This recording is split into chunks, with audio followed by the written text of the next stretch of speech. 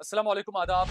मैं हूं साहल कुरैशी। दोस्तों, नेपाल हमारा पड़ोसी देश, आज थोड़ा विस्तार से आपको बताऊंगा मैं, जो गोदी मीडिया आपको नहीं दिखाता है कि पड़ोसी देश कौन से हैं और वहां क्या क्या चल रहा है, भारत का उसमें क्या रोल रहा है या भारत को क्या फायदा या नुकसान उसमें है। आज हम बात करेंगे नेपाल। नेपाल में जो कुछ हुआ, उसके जो हिंसा, जो प्रदर्शन, अब जनरेशन जेड, जैन जेड के नाम से हर जगह ये चलाया गया कि जैन जेड नाराज था भाई, क्योंकि इंटरनेट सेवाएं ठप कर दी गई थी। ये हमारे यहाँ का भारत का गोदी मीडिया चला रहा, लेकिन हकीकत ये नहीं है। जैन जेड या जनरेशन जेड वो इंटरनेट सेवाएं ठप किए जाने से सिर्फ नाराज नहीं थी, वो एक जनरेशन जेड जिसे कहा जा रहा है, जो युवा हैं, जो बेरोजगार युवा, वो अपनी बेरोजगारी को लेकर, वो अपनी महंगाई को लेकर प्रदर्शन कर रहे थे। और इंटरनेट जो बंद किया गया, उसकी वजह क्या है? उसकी वजह यह है कि जो सत्ता पक्ष में जो लोग बैठे हुए थे, जितने भी वहां के प्रधानमंत्री, गृह मंत्री, प्रधानमंत्री जो थे केपी ओली, उनके और उनके गृह मंत्री के, उनके विदेश मंत्रियों के, उनके वित्त मंत्रियों के, सबके परिवार के जो फोटोग्राफ्स थे, उनके जो बच्चे थे जो विदेशों में घूम रहे हैं, पढ़ रहे हैं या अय्याशी कर रहे हैं या जो भी, वो तमाम फोटो सोशल मीडिया पर वायरल होने लगे। उसी से घबराकर सरकार ने इंटरनेट सेवाएं बंद की और प्रदर्शन और ज्यादा उग्र हो गए। लेकिन जिससे हमारे यहाँ पर ना छोटा भाई, मोटा भाई और शाह साहब, हमारे यहाँ पर शाह साहब बड़े राजनीति का एक बड़ी जबरदस्त एक धुरी है वो। इसी तरीके से नेपाल के अंदर राजनीति के बीच में, प्रदर्शनों के बीच में एक नाम उभर कर आया, वो भी शाह हैं। उनका नाम है बालेन शाह। बालेंद्र शाह उनका नाम है, लेकिन उन्हें बालेन शाह कहा जाता है। पेशे से सॉफ्टवेयर इंजीनियर हैं और रैपर भी हैं, गाने वगैरह गाते हैं। महंगाई को लेकर और भ्रष्टाचार को लेकर उन्होंने गाने बनाए थे। नेपाल का जो प्रदर्शन है ना दोस्तों, कोई कुछ भी कहे, लेकिन मुझे वो प्रदर्शन कहीं ना कहीं थोड़ा सा 2011, 12, 13, 14 का जो अन्ना आंदोलन था, मुझे उसी तरह का वो आंदोलन लगा जो नेपाल में हुआ सत्ता परिवर्तन के लिए। यहां पर भी जब अन्ना हजारे बैठे थे केजरीवाल के साथ में, तो आरएसएस की बहुत बड़ी भूमिका थी उस आंदोलन को आगे बढ़ाने में, कांग्रेस की सत्ता को गिरा देने में या उस सत्ता को, कांग्रेस से सत्ता को बेदखल करने में आरएसएस का बहुत बड़ा रोल भारत में रहा। अंधा आंदोलन के जरिए किस तरीके से आरएसएस के प्लांटेड नेता मिला करते थे अन्ना हजारे से, ये सबको पता है, किसी से छुपा नहीं। उसी तर्ज पर नेपाल का भी ये प्रदर्शन में देख रहा हूं। नेपाल के इस प्रदर्शन के पीछे भी आरएसएस की तरह, जैसे हमारे यहां पर राष्ट्रीय स्वयं सेवक संघ, इसी तर्ज पर नेपाल के अंदर है एचएसएस, हिंदू स्वयं सेवक संघ। उनकी वेशभूषा आप देखें, उनका काम करने का तौर तरीका आप देखें, वो बिल्कुल आरएसएस वाला है। कहा तो यह भी जाता है कि भारत कोई दो छात्र पढ़ाई करने के लिए आए थे, आरएसएस की शाखाओं में वो जाने लगे और उसके बाद जब वो नेपाल गए तो उन्होंने वहां पर एचएसएस बनाया, हिंदू स्वयं सेवक संघ बनाया। हिंदू स्वयं सेवक संघ जो बनाया, उसका जो ढांचा, उसकी जो चीजें, यही सारी चीजें जो यहां पर आरएसएस ने 2011-12 में जो बीज बोया, हिंदुत्व का अलग जगाएंगे, हमारा व्यक्तिगत एक पहचान होनी चाहिए हिंदुओं की, गोमाता का ये और ये तमाम चीजें, सारी ये जो चीजें थी, नेपाल के अंदर एचएसएस ने भी यही सारी चीजें अपनाई। और जो मौजूदा जो तख्ता पलट हुआ, कहा जा रहा है कि एचएसएस का उसमें बहुत बड़ा हाथ रहा है। एचएसएस खुद भी जो है वो वहां पर प्रदर्शन कर रहा था। और चूंकि नेपाल के अंदर पहले हमने देखा, 2008 से पहले संवैधानिक राजतंत्र हुआ करता था।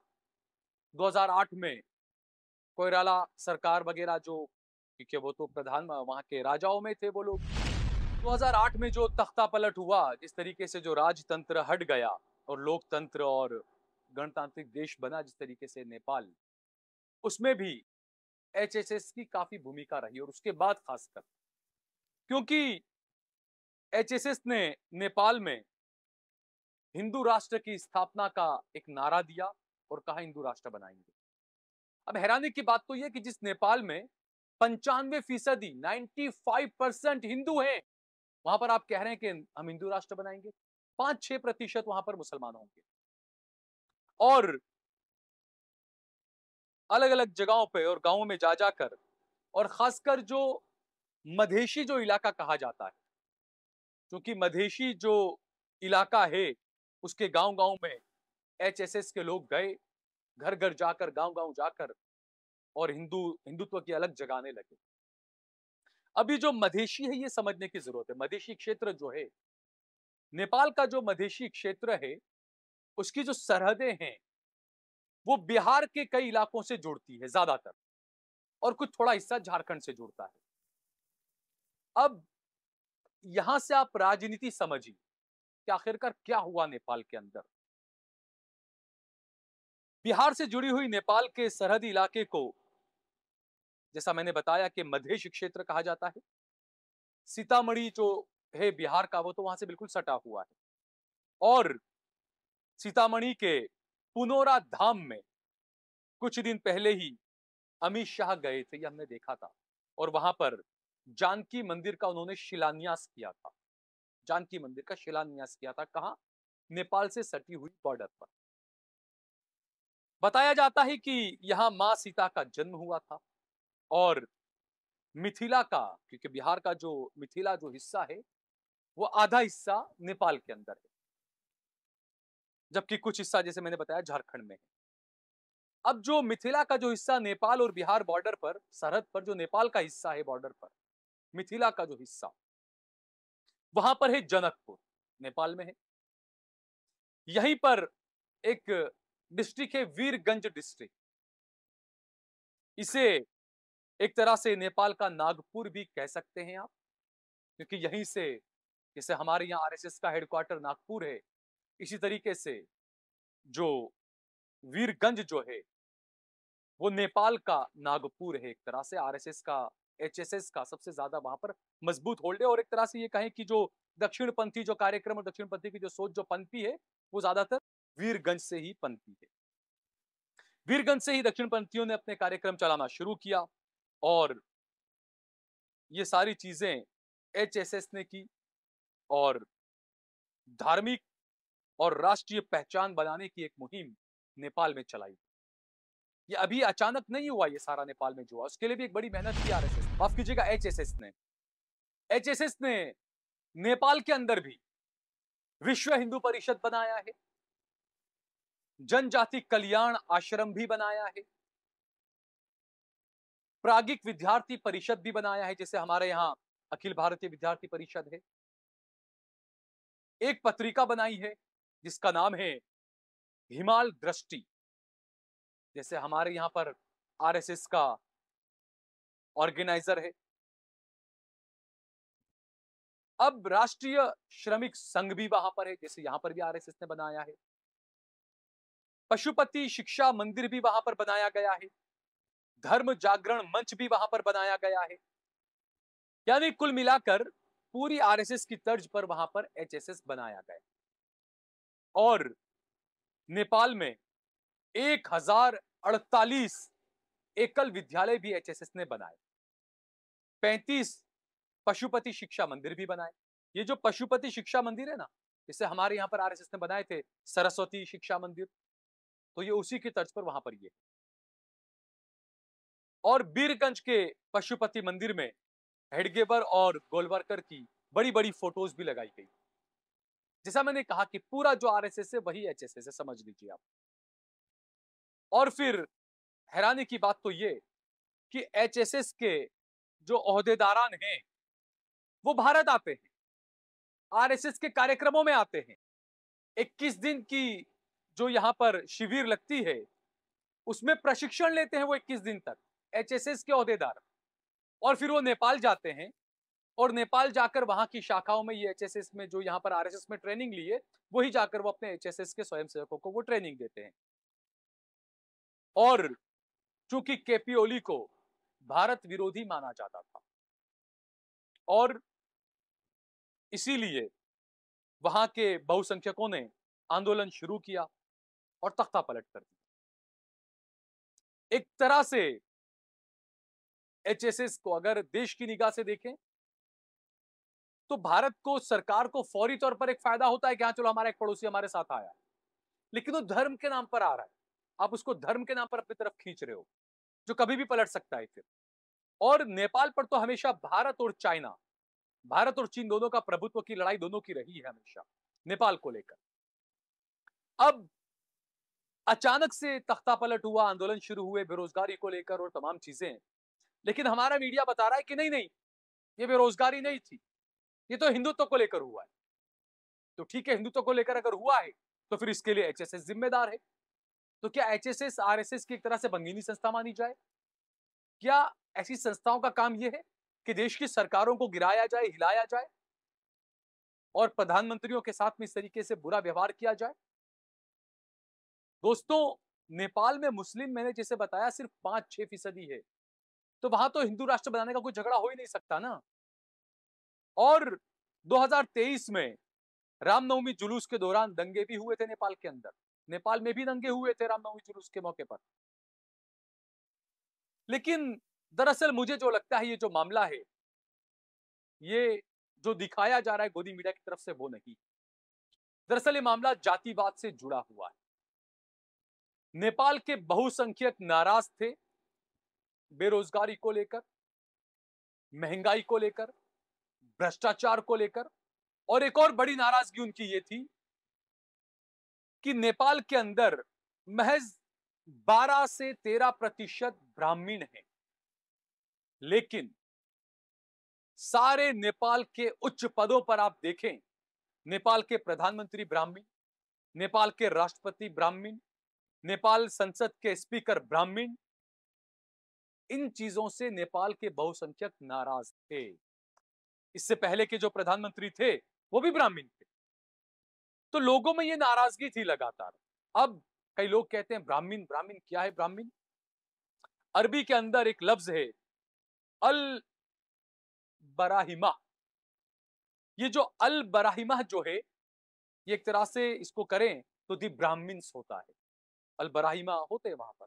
अल बराहिमा ये अरबी का एक अल्फाज, आप देखें, अल बराहिमा से आप सर्च करें तो आपको बहुत कुछ पता चलेगा ब्राह्मणों के बारे में। अब ये जो पूरा मामला हुआ कि नेपाल के सेना प्रमुख, नेपाल के राष्ट्रपति, नेपाल के प्रधानमंत्री, नेपाल के संसद के स्पीकर, हर कोई ब्राह्मण था, तो लोगों में एक गुस्सा हुआ कि हमें नजरअंदाज क्यों जा रहा है, ये 12% सिर्फ ब्राह्मण है, ये लोग ही हर जगह पर क्यों बैठे हैं? हमारे यहां पर भी बताया जाता है कि तीनों सेना के अध्यक्ष जो है वो ब्राह्मण बैठाए गए, वो तो अब हम क्या बताएं।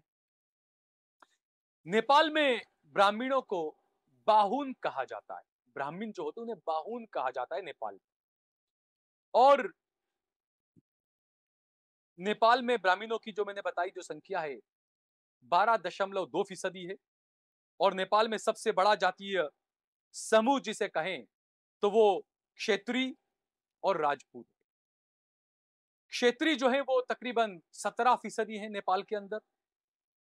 ब्राह्मण और क्षेत्रीय को नेपाल में खस आर्य कहा जाता है।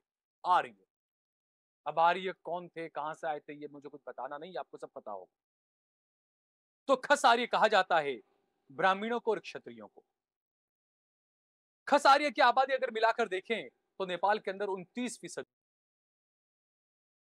नेपाल की संसद तो ये कहा जाता है कि खस आर्यों से ही भरी पड़ी, उन्हीं का कब्जा है वहां पर तो।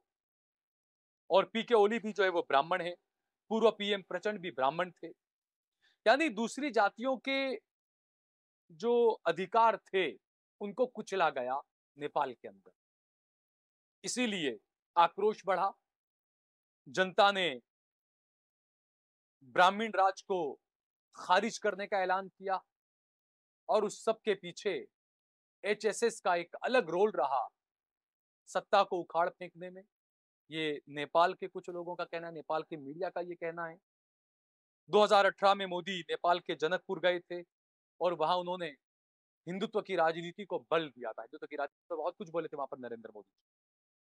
लेकिन यहां पर यह भी आप समझें कि भारत इस वक्त अपने किन पड़ोसी देशों के साथ में अच्छे व्यवहार में है। और गोदी मीडिया आपको नहीं बताएगा, मैं आपको बताऊं कि भारत के जो पड़ोसी देश है ना, उन्हें भी मोदी साहब ने बांट दिया है। कैसे बांटा है बताऊं? भारत के 3 पड़ोसी देश, नेपाल, म्यांमार, श्रीलंका, ये तीनों हिंदू और बौद्ध हैं। दूसरे 3 पड़ोसी देश आप देखें, पाकिस्तान, बांग्लादेश, मालदीव, ये 3 मुस्लिम देश। तो आप समझ सकते हैं कि जो हिंदू मुसलमान का जो नफरती जहर है, ये सिर्फ एक जगह पर नहीं फैला रहे, और भी कई जगहों पर जा जाकर ये जहर फैलाया जा रहा है। जैसा मैंने बताया 2018 में नरेंद्र मोदी गए थे। तो ये जो तमाम चीजें हैं, ये देश के लोगों को समझनी चाहिए। और जो लोग बताते हैं कि नेपाल में ये हुआ वो हुआ, उन हुक्मरानों को संभल जाना चाहिए कि बेरोजगारी को लेकर अगर भारत का युवा अगर सड़क पर उतर आया तो क्या होगा। नेपाल की तस्वीरें दिल दहला देने वाली। प्रधानमंत्री और कई मंत्रियों को हेलीकॉप्टर के जरिए भागना पड़ा। नेपाल के डिप्टी प्राइम मिनिस्टर को दौड़ा दौड़ा कर पीटा गया, उनका सर फाड़ दिया गया। एक मंत्री की पत्नी को जिंदा जला दिया गया। ये तमाम चीजें हुई नेपाल के अंदर। हमारे हुक्मरानों को भी सोचना चाहिए। और ये जो बाकी हिंदू मुसलमान की राजनीति है, ये कई और जगहों पर भी अब देशों को बर्बाद करने में लगी है। एचएसएस के बारे में कहा जाता है कि इंग्लैंड, ऑस्ट्रेलिया, कनाडा और भी कई जगहों पर ये अपने पग पसार रहे हैं, क्योंकि हमने देखा इंग्लैंड के अंदर भी दंगे हुए थे। तो ये तमाम चीजें धर्म के नाम पर नहीं होनी चाहिए। बाकी हम भारतीय हैं, हम चाहते हैं कि हमारे देश के रिश्ते सभी पड़ोसियों के साथ में अच्छे हों, बेहतर हों, और आतंकवाद को हम कभी बर्दाश्त नहीं करेंगे।